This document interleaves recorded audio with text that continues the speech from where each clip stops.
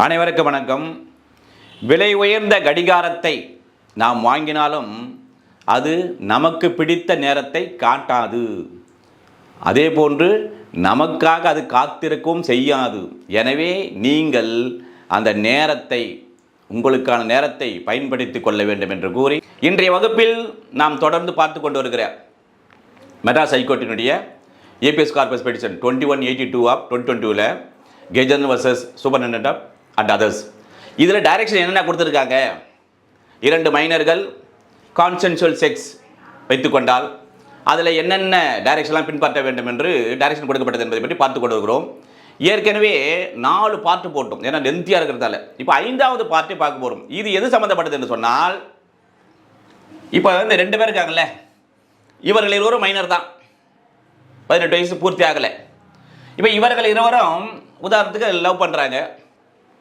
அவ்வாறு லவ் பண்ணுகின்ற போது இவர்களுக்கு என்ன பண்ணுது? கான்சென்சுவல் ஆக்டிவிட்டி.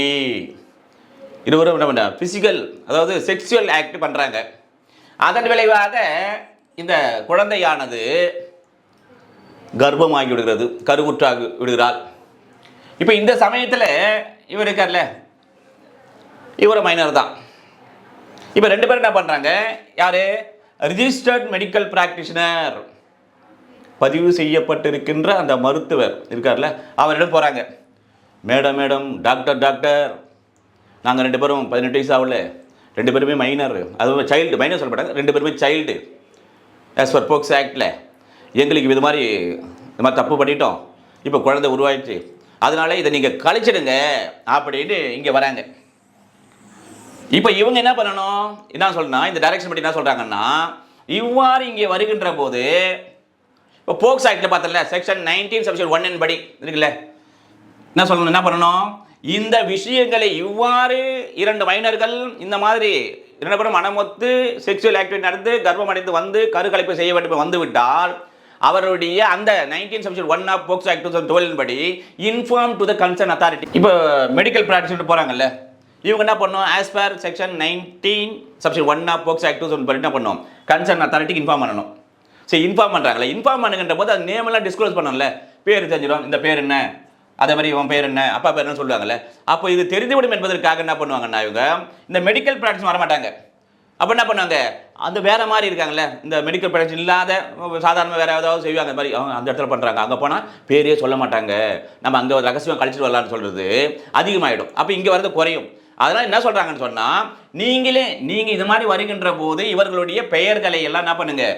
டிஸ்க்ளோஸ் பண்ணாதீங்க, வெளிப்படுத்தாதீங்க. அப்படி இருக்கின்ற போது இது சேஃபாக இருக்கும். எது குறையும்? வெளியே போய் என்ன பண்ணுறாங்களே அதெல்லாம் குறையும் என்று உயர்நீதிமன்றம் உத்தரவிட்டது. அவ்வாறு இன்ஃபார்ம் பண்ண வேண்டும் என்று சொல்ற.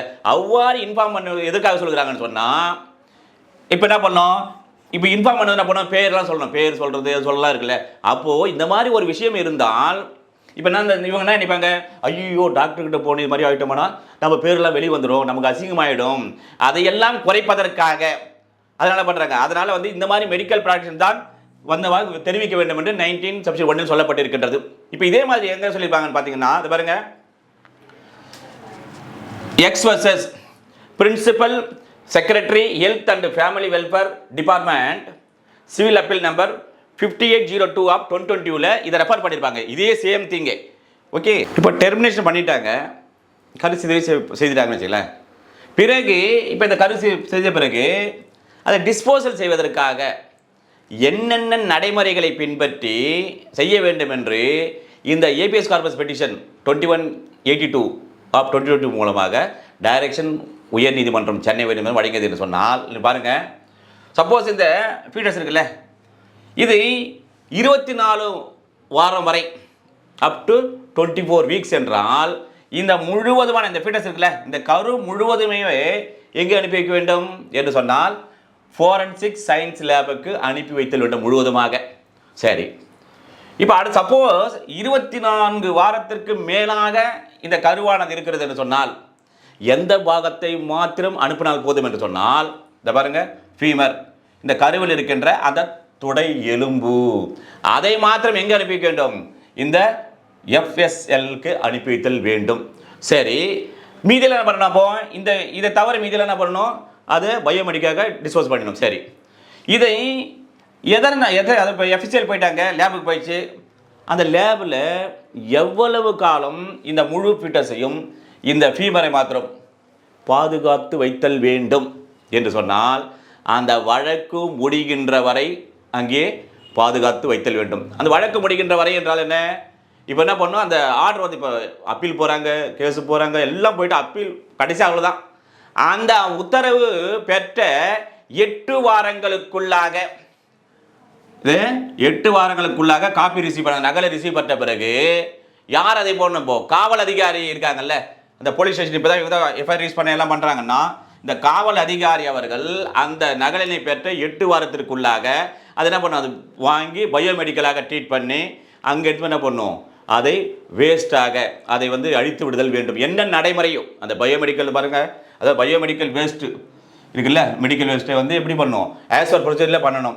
சரி, சப்போஸ் அந்த பண்ணுறது யார் பண்ணணும்? போலீஸ் ஆஃபீஸர்லாம் போய் இதெல்லாம் பண்ணுவாங்க, நடைமுறையெல்லாம் பண்ணுவாங்க. ஆனால் யாரிடம் கொடுத்து பண்ண வேண்டும் என்று சொன்னால், இங்கே பாருங்கள், பயோமெடிக்கல் வேஸ்ட் வெண்டார் இருக்காங்க பாருங்கள், இவங்க தான் பயோமெடிக்கல் வேஸ்ட் இருக்குது. இது இவங்க வெண்டார்னு வச்சுக்கல. இவர்கள் யாரால் அங்கீகாரம் செய்யப்பட்டிருக்க வேண்டும் என்றால் பொல்யூஷன் கண்ட்ரோல் போர்டு, மாசு கட்டுப்பாட்டு வாரியம். அந்த மாசு கட்டுப்பாட்டு வாரியத்தின் மூலம் அங்கீகரிக்கப்பட்ட அந்த பயோமெடிக்கல் வேஸ்ட் வெண்டாரிடம் கொடுத்து அதை செய்தல் வேண்டும். சரி, ஏன் இப்போ பண்ணுறாங்கன்னு சொன்னால், 24 வாரத்திற்கு மேலாகிவிட்ட இந்த கருவில் இருக்குல்ல, அது எதை மாத்திரம் பாதுகாத்து வைத்தல் வேண்டும் என்றால் இந்த கருவில் இருக்கிற அந்த காலினுடைய துடை எலும்பினை மாத்திரம் பாதுகாத்தல் வைக்க வேண்டும். சரி, மீதி இருக்கின்ற அதையெல்லாம் என்ன செய்ய வேண்டும் என்று சொன்னால் அதை என்ன பண்ணும், பயோ மெடிக்கல் வேஸ்டாக கருதி என்ன நடைமுறையை பின்பற்றி அதை அழிக்க வேண்டுமோ அது மாதிரி அழித்து விடுதல் வேண்டும் என்று சொல்லப்படுகின்றது. சரி, யார் இதை அழித்தல் வேண்டும் என்று சொன்னால் பாருங்க, அதாவது லிஸ்ட் ஆஃப் பயோமெடிக்கல் வேஸ்ட் வெண்டா இருக்காங்கல்ல, இவர்கள் மாசு கட்டுப்பாட்டு வாரியத்தின் மூலமாக அங்கீகாரம் பெற்றவர்களாக இருப்பார்கள். அவர்கள் மூலமாக அதை செய்தல் வேண்டும் என்று சொல்கிறது. பிறகு பார்த்தீங்கன்னா இப்போ வழக்கு நடக்குது நீதிமன்றத்தில். அப்போ வந்து என்ன பண்ண, எவிடன்ஸ் எல்லாம் போயின்னு இருக்கும். அப்போ போலீஸ் ஆஃபீஸர் என்ன பண்ணுவாங்க, இந்த ஸ்டேஷனில் வந்து இந்த மாதிரி தேவைப்படுகிறது எவிடன்ஸுக்கு எடுத்து வராங்களே, எடுத்து வருகின்ற போது அதை நீதிமன்றத்தில் ப்ரிசர்வ் பண்ணுறதுக்கு இடமில்லை, அந்த மாதிரி வசதி இல்லை.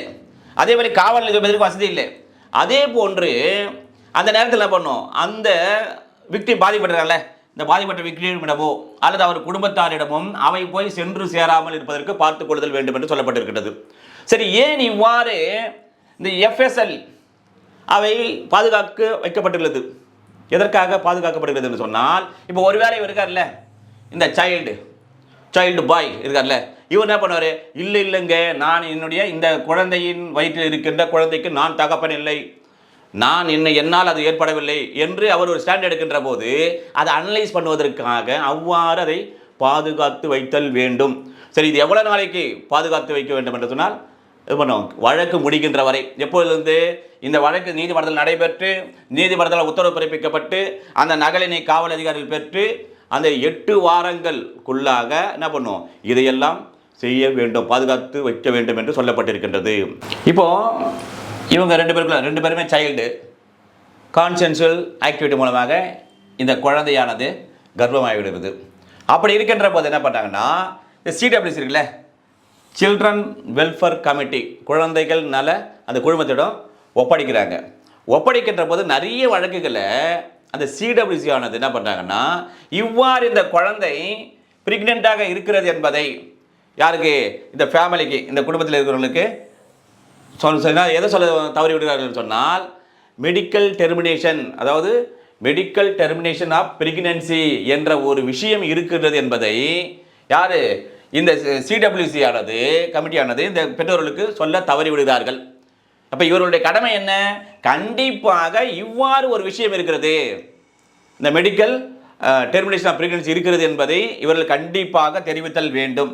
சரி, இவர்கள் இவ்வாறு அவர் தெரிவிக்காததால் என்ன பண்ணுறோம், அந்த குழந்தையானது அந்த குழந்தை பிறக்கின்ற அளவு ஸ்டேஜுக்கு போயிடுது.